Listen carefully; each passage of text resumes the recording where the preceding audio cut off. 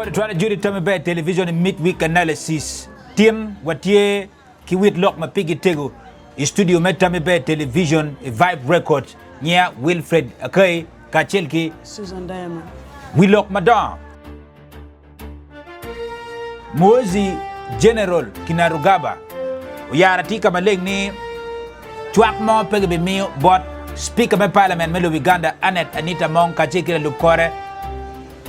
Deputy Speaker Thomas Taebwa Birma jala duki gwa ko chan me wile mutaka mugo maunen kawa weko ben ka kenyu banane die chabet wiru President Yoweri Museveni ka gota nyokwongo la dit lobo me doke kom pitian me biro utime wengwa nyako ka chel kweri itame be television midweek analysis.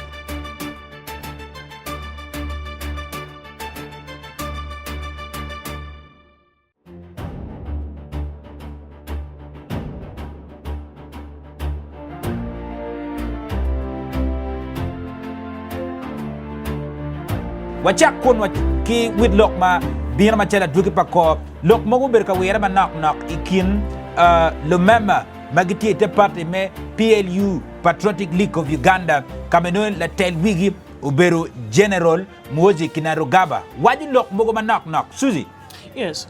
Actually Kenya no tot pa lock ni kamenon mono en la dit a General Mozi Kinarugaba ukati kun wachi ni mono kwa pebi chako speaker mono Anita Mong chalo mebedo speaker akidong benem deputy megem mono Thomas Taebwa mebedo mono onyumetale mebedo mono speaker kachen mono kila lukore kore i parliament me aparario akafika wane enibiro inge karmana ko eno mono en la det mozi ukati kun wachi ni apara chele ko medo madek right amoni mwakane eni akati kun wayni mono Joarioni a pata chalo NRM obedekar mikatu gene komgi mechung mebedu chalo speaker ame parliament ka chelo kila kore ento waneno nina maromo ariyo angech e karmeno mon karatach man ilubu Uganda mon me daily munto kati kun watching monom kapegi mo speaker Anita Mong o kati kimutaka mo ma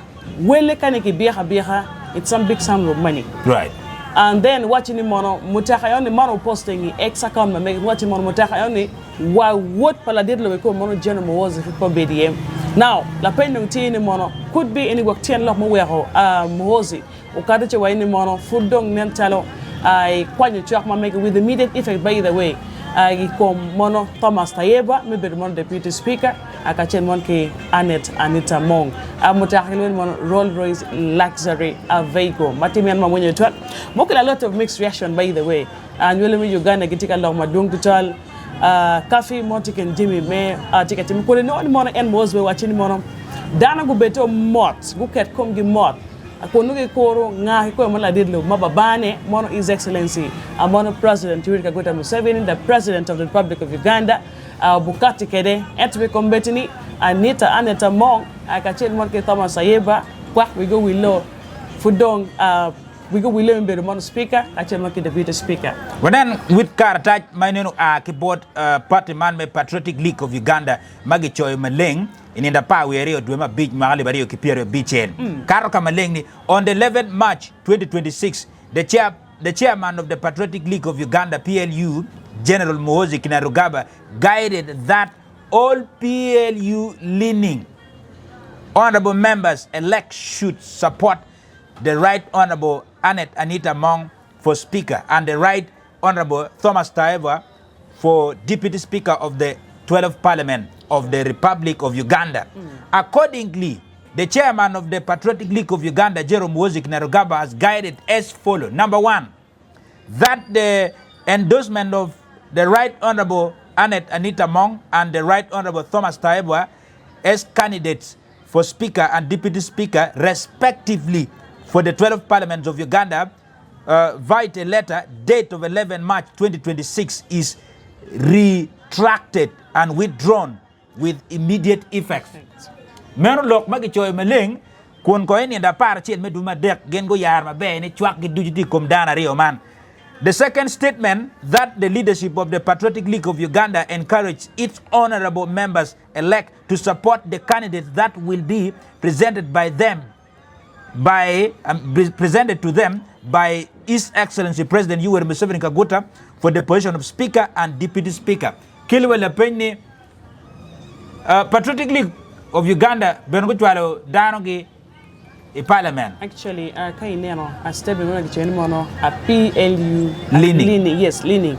So ten lock in the mono. We are poor. Manyeri no lumeme Parliament magati part NRM way. You know what you want badge? A badge. Yeah. But NRM can and for money can you carry ben? Kero sign of PLU. It becomes complicated altogether. But Pepebala want to call the final decision.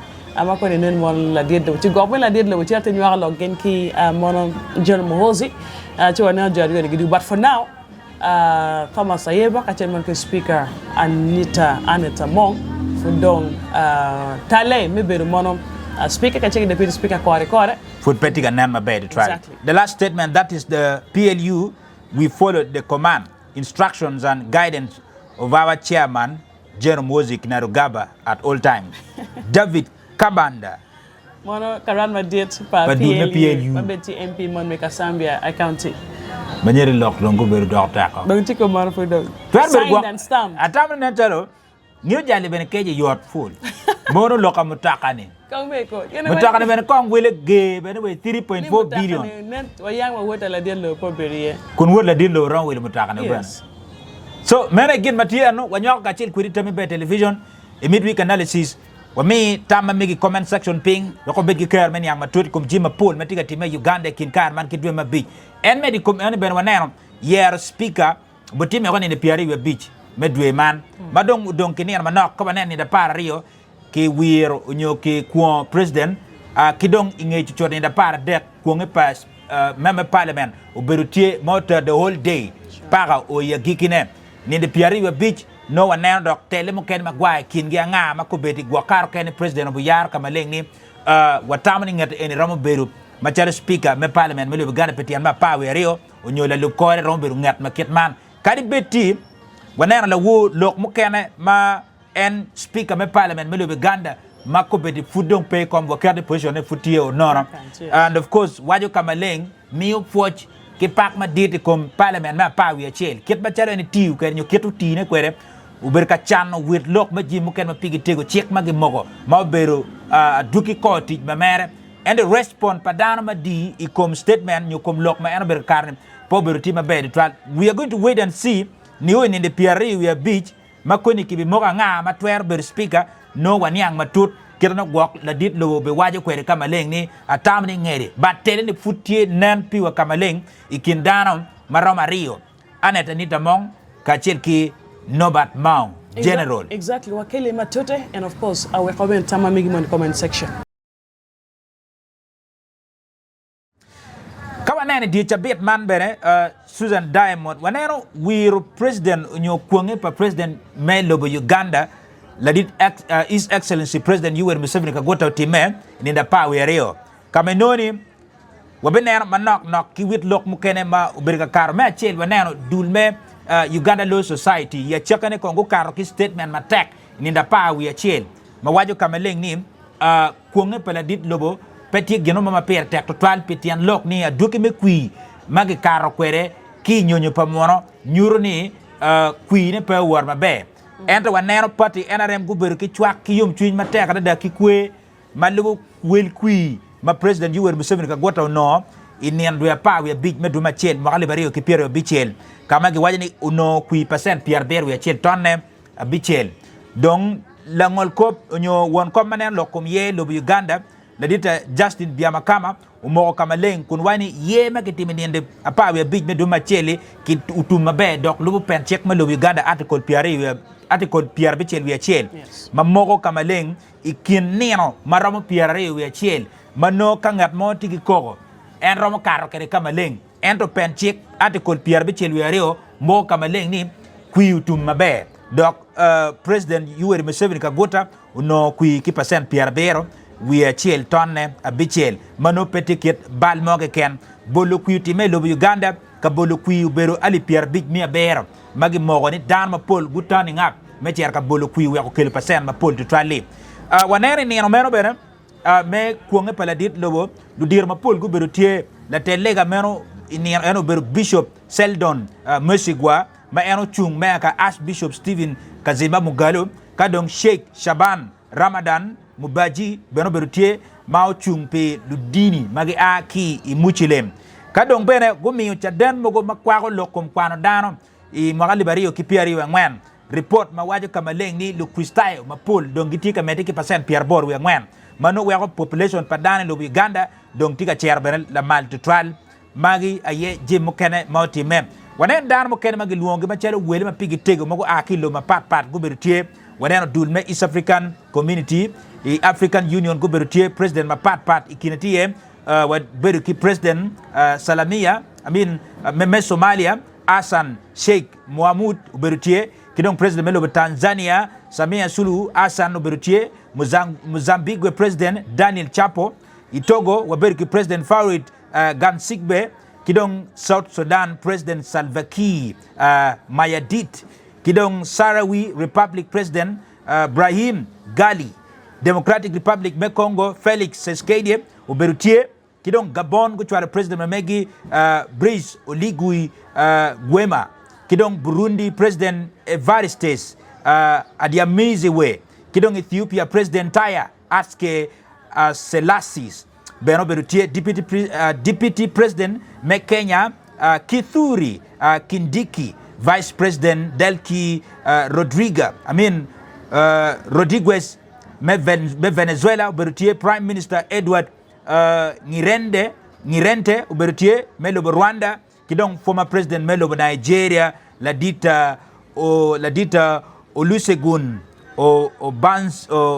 Obasanjo beno berutie kimo kena ma Paul la ngol kop ma beno we ko kom dong metij me ber ma chala ngol kop ma dit melo Uganda Ladita Alphon Owindolo Chigamoy uberutie kin lo ngol kop mo kene ka cheki chief registrar head of public service Madame Lucy Nachobe kimo kene ma Paul donc mi ukare ki president me chako tij ma mere metelo maga bit ne chake maga bario ki Pierre Bichel ni o kene maga bario ki Pierre Dek wi chel Susan kay neno bino padana ma Paul mago aki twak lo mo kene ma ki mi yegi luo me bini wiere pala dit lo bani nyuti ba signal ni note pa lo Uganda kilo mo kene ma Paul tie ka yare diga du laaj ma da pange piri keni Susan ka waneno ni luongo dan ma Paul mago tan ngab i wir la dit lo bani twer kelo la nyut mo me dan i lo Uganda ba to total.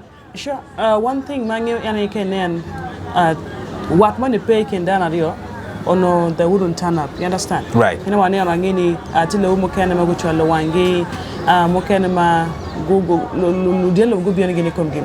So to me there's that ties no what money tie mangini mo come metiketeli come your gere swearing in again. I think it also help like to boost the economy. Kenya unlock pa mono la telega meno ni mo chunga ka mono Stephen Kazimba Mugalo o wachi ni mono la diet lo mi onene mono e gwoho twer padano akido mbele ngol mati o mi robeti ba ngeli Uganda kido mapia take kinen la kom chamchana ki bedekar me ajwaine and then the last one yani wachi ni mono o mi onene ter Uganda e gomo kene mono e lok melim. So I believe the more any we ought to know at least know what my baby in Uganda kachel kilo mukene kafi. Right.